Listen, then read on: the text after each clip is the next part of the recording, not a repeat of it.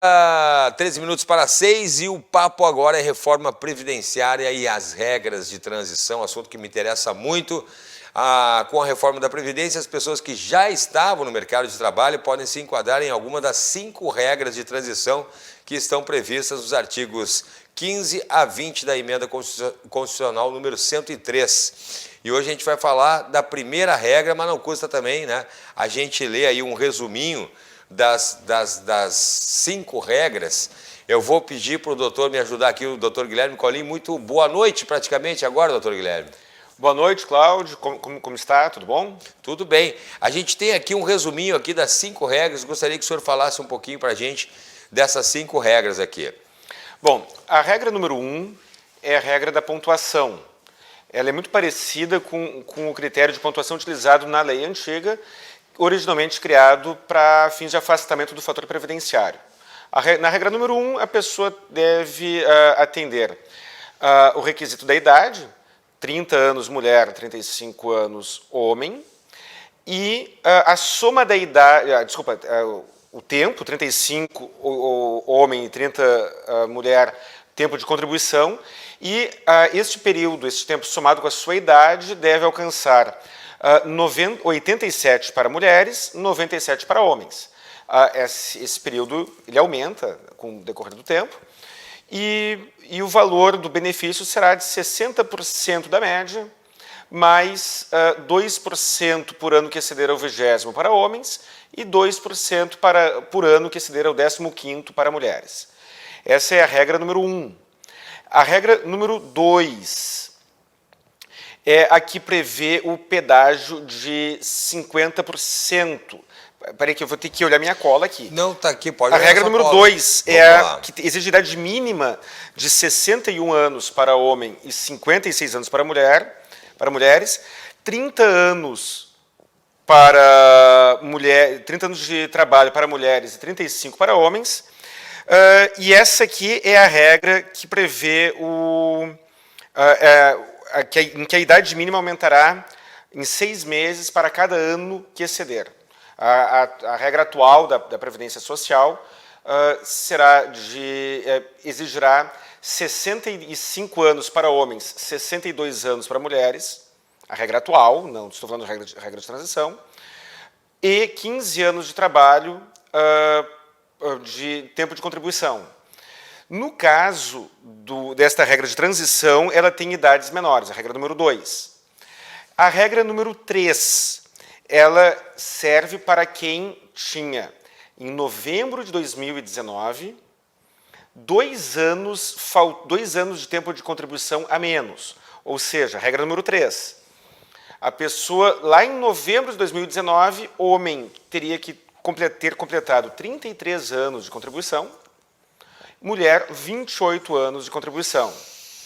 E neste caso, nesta regra, existe um pedágio de 50% sobre o valor, sobre o tempo que faltava até então. Então, na regra número 3, uma pessoa que tivesse uma mulher com 28 anos de contribuição, ainda faltariam 2 anos. Portanto, um pedágio de 50% acrescenta-se 1 ano nesses 2. Na regra número 4, a regra número 4 ela consiste na aplicação da aposentadoria por idade. No mesmo sistema anterior, com a diferença que a idade mínima será de 60 anos para a mulher, 65 anos para o homem, lá em 2019, que era a regra antiga, e será acrescido de meio ano de idade por ano, conforme o tempo for passando, por ano a mais que nós vivamos, né? E neste caso, o valor do benefício será de 60% da média, acrescidos de 2% por ano que exceder ao 20º para homens ou 15º para mulheres. E a regra número 5 é a regra que exige 60 anos de idade para homens e 57 para mulheres, idades 60 e 57, mais 35 anos de contribuição, e aqui o pedágio será de 100%. O que significa isso? Lá em novembro de 2019, se verifica quanto tempo faltava para atingir os 30 ou os 28 ou os 35 anos de contribuição. Multiplica-se por 2 esta diferença. A regra número 5, ela não tem fator previdenciário e o valor do benefício será o valor integral da média, uma vez que ele já exige uma idade superior. Então, em breve resumo, essas são as 5 regras. Perfeito, doutor Guilherme. E a minha dúvida é a seguinte, se é possível que alguém se enquadre em mais de uma regra e se caso isso aconteça, daí como é que faz? A escolha é livre? Sim, é possível que a pessoa se enquadre em mais de uma regra. E existe uma regra de direito previdenciário que se aplica não apenas para as regras de transição. Ela se aplica para todo e qualquer pedido previdenciário, que é a regra do melhor benefício. Sempre que o segurado procurar o INSS pedindo algum benefício previdenciário e ele atender os requisitos para mais de um dos benefícios, é obrigação do INSS alertá-lo de qual é o melhor benefício. E não preciso explicar que, muitas vezes, o INSS não faz esse alerta. Claro. Mas a pessoa pode optar e, teoricamente, o INSS teria a obrigação de indicar o melhor benefício, ou, no caso das regras de transição, qual é a melhor regra para cada segurado.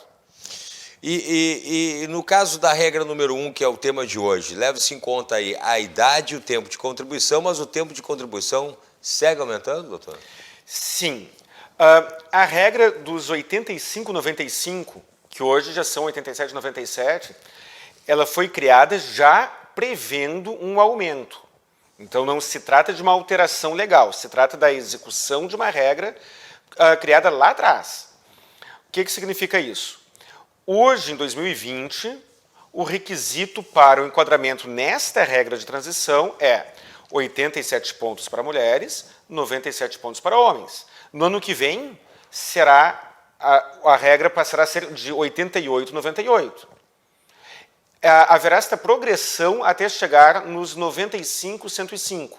Ou seja, a intenção do legislador lá desde o início era a de criar, ao final, né, o critério final de exigência da soma de 95 pontos para mulheres, 105 pontos para homens. Sempre lembrando que essa pontuação será a soma da idade mais a soma do tempo de contribuição e será calculada dia a dia. Será feita a soma dos tempos dia a dia de idade de contribuição para verificar se alcança ou não a pontuação exigida.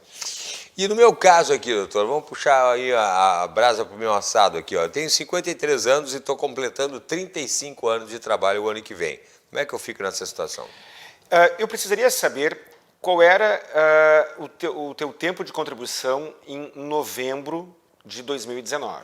Eu acredito que 33 anos de contribuição. Se forem 33 anos ou mais, eu acredito não, tu entra na regra número 3. Perfeito. A regra número 3 é a que exige o pedágio de 50%.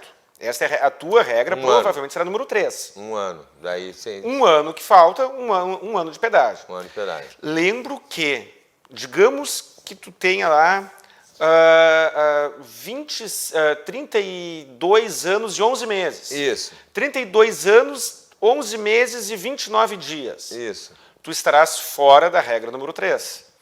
Porém, existem algumas situações, que é até um tema longo, talvez nós devamos fazer um programa só para isso.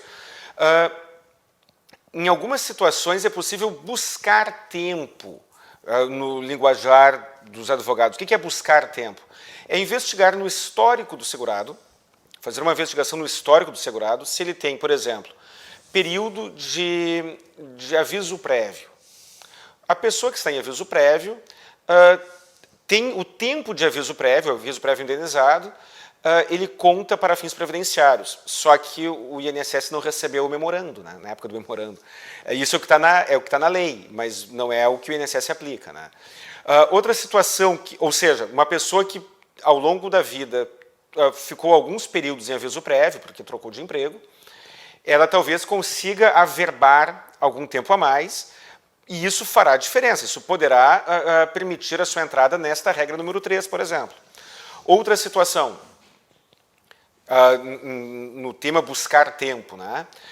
Algumas atividades permitem o cômputo privilegiado, o cálculo privilegiado, a contagem privilegiada de tempo. Trata-se do tempo ficto. Essas pessoas são aquelas que têm um adicional de 40% homem ou 20% mulher na contagem de tempo. E isso poderá ser usado para fins de enquadramento em alguma das regras de transição. Perfeito. Mas olha aqui, doutor, e se a cada ano a tabela aumenta um ponto, o segurado que não atingiu a pontuação, qual é o risco de não atingir nunca essa pontuação? A pontuação é a soma da idade com o tempo de trabalho. Portanto, se a pessoa estiver trabalhando, cada ano a mais trabalhado, ela obterá 2 pontos. Será 2 pontos, porque será um ponto de idade, um ano mais velha, e um ponto de um ano a mais de trabalho. Aquela pessoa que atingiu um determinado tempo de contribuição e parou de contribuir, ela não ganhará, ela não acrescerá 2 pontos a cada ano. Acrescerá apenas 1 ponto, porque ela completará apenas um ano a mais de idade. E aí, neste caso, sim, ela estará sempre um passo atrás do requisito legal, caso ela não siga trabalhando ou não siga, pelo menos, contribuindo para o INSS. Perfeito. E a situação, então, das pessoas que trabalhavam nas chamadas atividades especiais, como dentista, enfermeiro e outros? Essas são as hipóteses que mencionei há pouco, de buscar tempo, né? Em resumo, a regra antiga permitia o enquadramento da atividade especial, a conversão do tempo especial em tempo comum. Pela regra antiga, um resumo, a pessoa trabalhou exposta a algum agente nocivo. Temperatura muito elevada, temperatura muito baixa. Na frente de uma pizzaria, de um forno, de uma churrasqueira. O pizzaiolo está na boca do forno de uma pizzaria. O cara que trabalha numa churrascaria está na frente da churrasqueira. Temperatura elevada. A pessoa que trabalha no frigorífico. A pessoa que trabalha com eletricidade acima de 250 volts. O vigilante armado. O vigilante armado, ele tem direito ao enquadramento da sua atividade como especial, ainda que a lei não preveja, isso é pacífico na jurisprudência. A situação da pessoa que trabalha com o risco inerente, o agente químico, a maioria dos enfermeiros, técnicos de enfermagem, médicos, dentistas, a maioria dos dentistas tem contato com agentes biológicos e agentes químicos. Essas pessoas, pela regra antiga e pela regra atual, caso completem 25 anos de atividade exposta ao agente nocivo, elas terão direito a uma aposentadoria especial. Pela regra atual, de novembro de 2019 para cá, não é mais possível fazer a conversão parcial do tempo. Então, vamos imaginar tu, Cláudio. Tu és jornalista.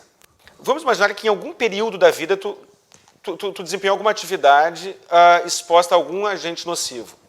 Pode ser o frentista de posto de gasolina, pode ser a pessoa que trabalhou com ruído excessivo. O músico, por exemplo. Sim. O cara que trabalhou numa casa noturna. Sim. O garçom de uma boate. Ele comprova que ficou aquele período exposto àquele agente nocivo.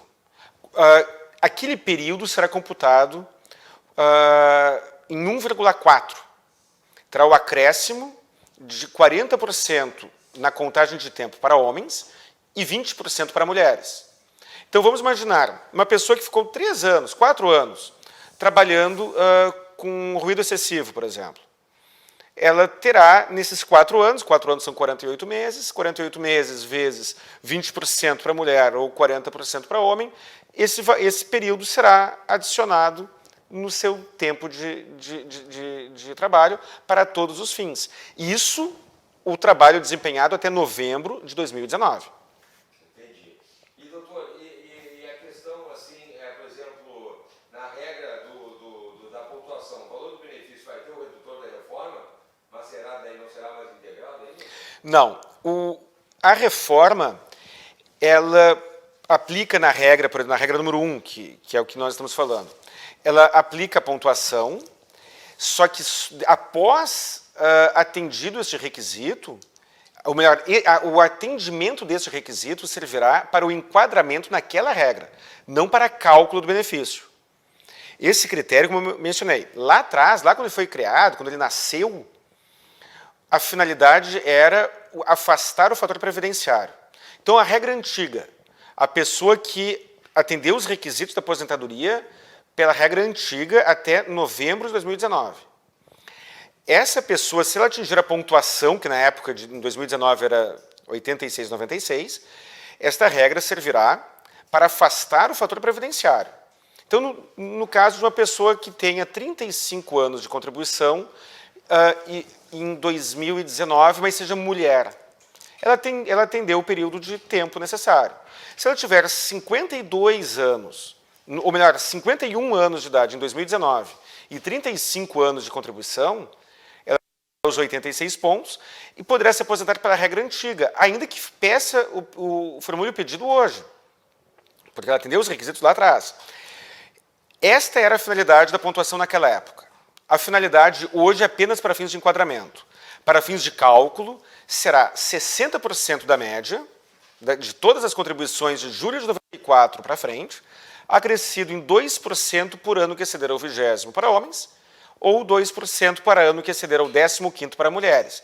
E um detalhe, a lei atual permite o que eu batizei, isso não é a doutrina, eu batizei, a higienização do CNIS. CNIS é o Cadastro Nacional de Informações Sociais, e muitas vezes as pessoas têm um longo período de contribuições de alto valor, e tem algumas contribuições de baixo valor. A regra atual permite que o segurado exclua as contribuições que ele entender que seja conveniente para ele, por lógico, excluirá as de menor valor, e aí a minha expressão, né, higienizando o CNIS, ou seja, limpando o CNIS, tirando aquelas contribuições que puxam a média para baixo. Então, a regra atual permite isso. Alguma pessoa que tem tempo sobrando, ou que se enquadra em alguma regra de transição e consegue abrir mão de alguns meses, algum período de contribuição, dependendo se ela teve oscilação nos valores de contribuição, talvez valha a pena fazer esse cálculo. Entendi. E, doutor, para encerrar aí, quem ganha um salário mínimo? Quem ganha o salário mínimo não precisa se preocupar com o critério de cálculo. O critério de cálculo, ele somente afetará quem ganha mais do que um salário mínimo. Então, as pessoas que estão na casa de um salário mínimo, essas não devem apenas se preocupar com o enquadramento. Se tiver, muitas vezes, vale a pena, o segurado, muitas vezes, prefere seguir trabalhando um pouco mais para se enquadrar numa regra mais benéfica. A regra número 5, por exemplo, ela exclui o fator previdenciário e o valor do benefício será de 100% da média. A regra número 5. Dependendo da idade, vale a pena a pessoa seguir trabalhando um pouco mais e se enquadrar na regra número 5, para ter um benefício maior. Mas se a pessoa está no salário mínimo, esta preocupação não lhe atinge, não lhe afeta. Perfeito, doutor. E quem teve dúvidas, doutor, ainda, quem está com dúvidas aí, o senhor tem um endereço, telefone para a gente contactar? Claro, claro. O meu telefone fixo é 51 3228 1219. O meu telefone celular e WhatsApp é 51 99985 7991. O meu Facebook e Instagram é CRJ Advogados. E eu tenho também meu canal Saiba Direito no YouTube, em que eu tenho dezenas de vídeos, inclusive as entrevistas aqui, lá carregadas e lá disponibilizadas. Muito bem, obrigado pela participação, doutor Guilherme Colin, viu? A gente fica à disposição aqui, tá bom? Eu que agradeço. Muito obrigado, Cláudio. Obrigado, boa noite. Eu estava conversando antes com o doutor Guilherme Colin aqui no estúdio sobre a questão da reforma da Previdência, as regras de transição, e eu fiquei com uma dúvida, que eu acho que muita gente tem também. A questão de você ter trabalhado nem sempre com a carteira assinada, ou seja, nem sempre com aquele recolhimento certinho, feito teoricamente pelo patrão, né? E aí você vai lá e fica com umas lacunas no seu tempo de contribuição. E aí tem aquela questão do carnê, né? De pagar por fora ali a contribuição. E aí, doutor Guilherme, vou lhe pedir, vou roubar um pouquinho mais do seu tempo. Se eu tenho essas lacunas, é só eu chegar lá e pagar o carnê? Ou como é que funciona? Bom, Cláudio, não é. É possível fazer o pagamento retroativo, o pagamento do período em atraso, porém, o mero pagamento não será suficiente para a contagem de tempo. Será necessário também a comprovação do efetivo exercício profissional. Vale tudo para, em termos documentais, vale tudo para fins de comprovação. Alvará de autônomo, notas de fornecedores, qualquer prova documental que demonstre que a pessoa seguiu trabalhando durante aquele intervalo. Sim. Então, se ela conseguir provar o tempo de trabalho e pagar o período em atraso, com os juros, multas e tudo mais, todos os acréscimos legais previstos, ela poderá incluir esse tempo e, para então, se enquadrar numa outra regra de transição que ela não conseguiria se enquadrar sem este adicional. Mas cuidado! Primeiro, como eu falei, não basta pagar e é muito importante fazer os cálculos para avaliar a viabilidade e a relação custo-benefício. Por exemplo? O que acontece? Primeiro, a média do período de contribuição, o valor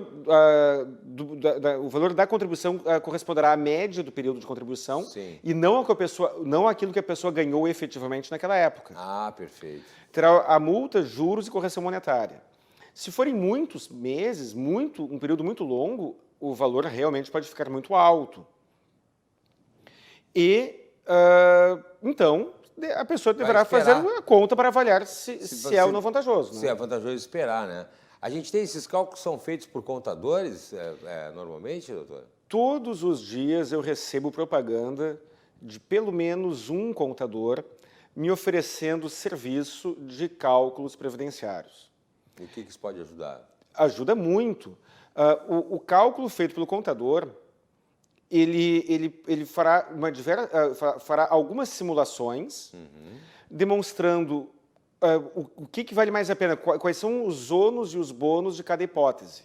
Então, como mencionei durante a entrevista, é possível a pessoa, o segurado, excluir os meses que entender desvantajoso, aqueles meses que puxam a média para baixo. É aquilo que você estava falando da questão de limpar lá o cálculo. Limpar o CNIS, higienizar o CNIS. Tá. E tira aquelas contribuições que puxam para baixo. Perfeito. Porém, esse cálculo é complexo. Sim, sim. Eu tive aqui, uns 2 meses atrás, nós chegamos à conclusão para um cliente nosso que a reforma da Previdência foi vantajosa para ele. Sim. Porque no cálculo dele, e um detalhe, esta regra de excluir as contribuições menores, excluir as contribuições que puxam para baixo, não existia antes. Existe agora e antes não.